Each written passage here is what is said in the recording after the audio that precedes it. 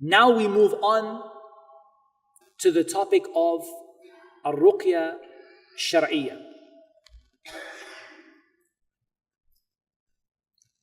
And I want to start by saying that most people, the problem they have with these videos is that they are searching for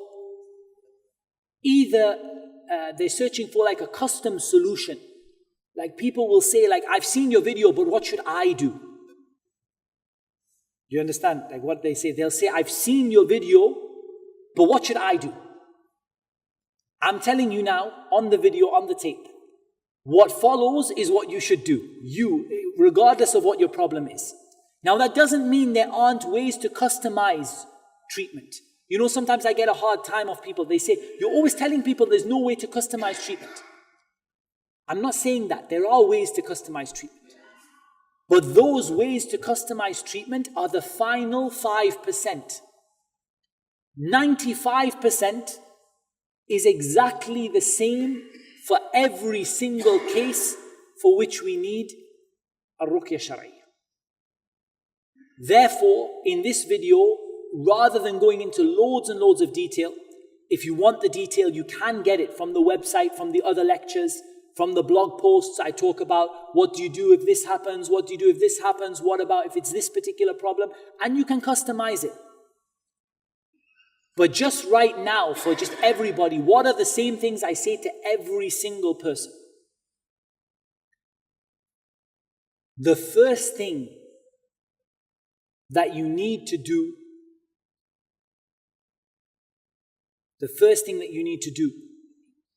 correcting your intention, getting yourself ready for the sake of Allah to seek this cure.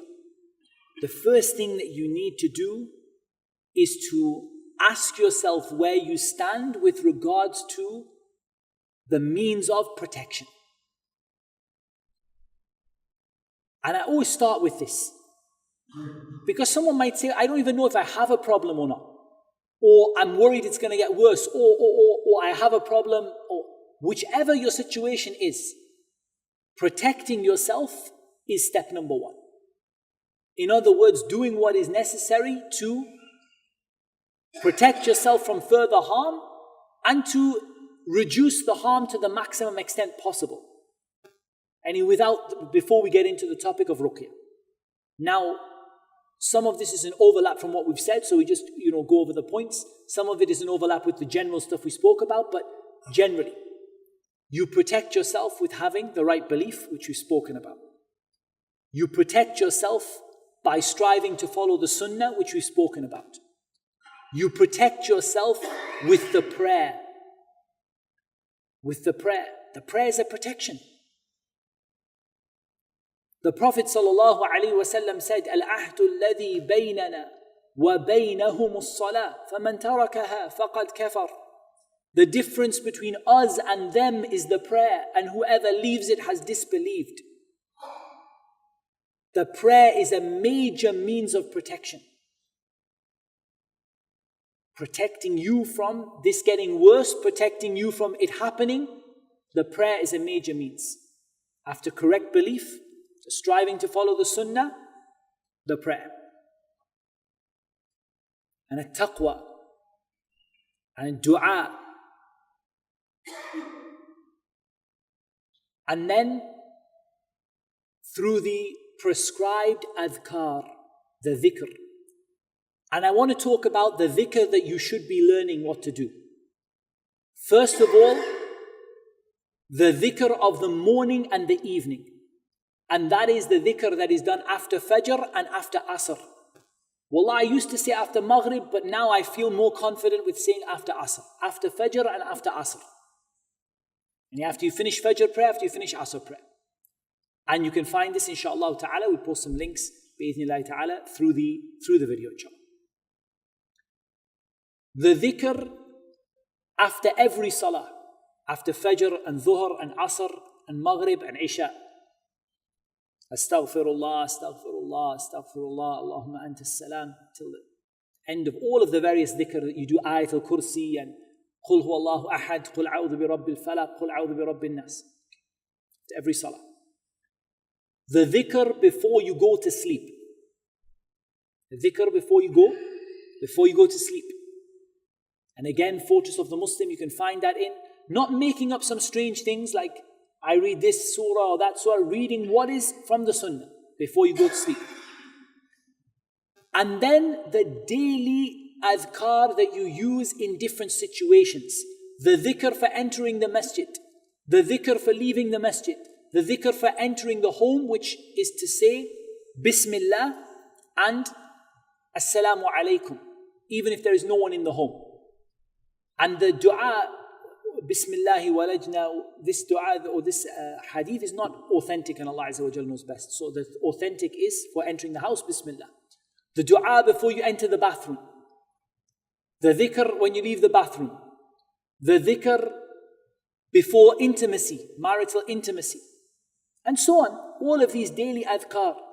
Just getting fortress of the Muslim, Hisnul Muslim, and just going through it, you'll find so many daily things. Just constantly protecting yourself with these remembrances.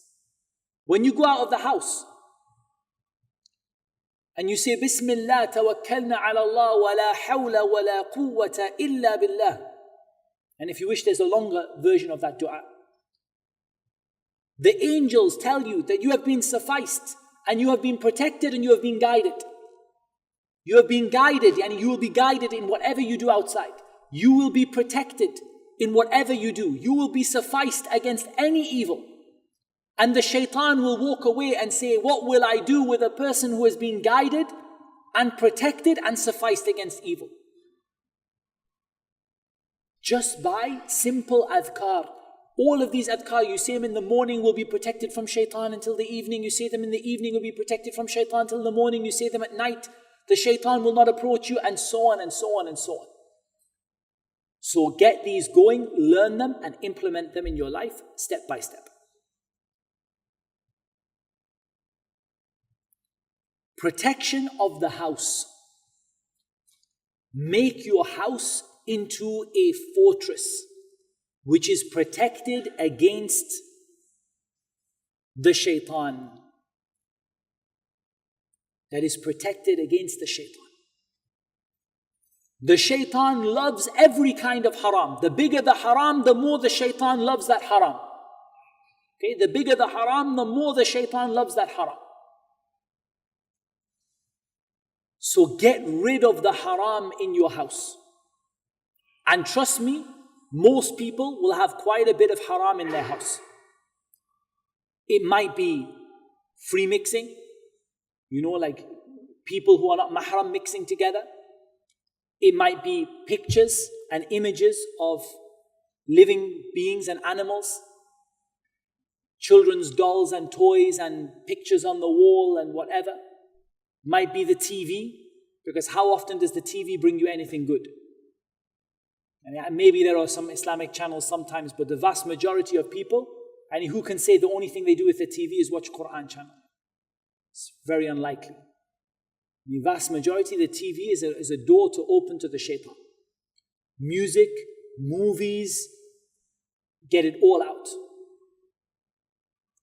Even the faces that are in the books and stuff like that, I either leave them outside of my house in a box, or I just cross them out with a pen. Maybe it's more than you need to do, but me personally, I think if you've got a problem of shaitan being in the house, then you need to do a really serious spring clean. And that means behavior, like I said, manners, the way you talk to people, the things that go on in the house, and it means getting rid of the haram, just getting rid of it one time, just through the house, and get rid of the haram out of the house.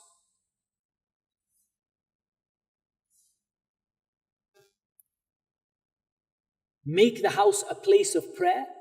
So that could be the ladies are praying in the house. It can be that the men are praying their sunnah in the house instead of in the masjid, because the sunnah is to pray your sunnah in the house. A place of reading Qur'an, not a place where the Qur'an is just playing. Too many people do that. Place, they say, I play the Qur'an all day. Do you listen to the Qur'an when it's playing? وَإِذَا قُرِئَ الْقُرْآنُ فَاسْتَمِعُوا لَهُ وَأَنصِتُوا لَعَلَّكُمْ تُرْحَمُونَ. When the Qur'an is being recited, Be silent and listen to it and be silent so that you may receive mercy. So I'm not in favor of just having the Qur'an playing all day and all night. And if you want to play the Qur'an, play it and listen to it and think about it. Have the house a place full of knowledge and learning, a place where the poor are welcome, a place where you give sadaqah. Make the house a place where the shaitan just hates to be. And you will see a big protection against the shaitan and a big help in moving forward in the cure.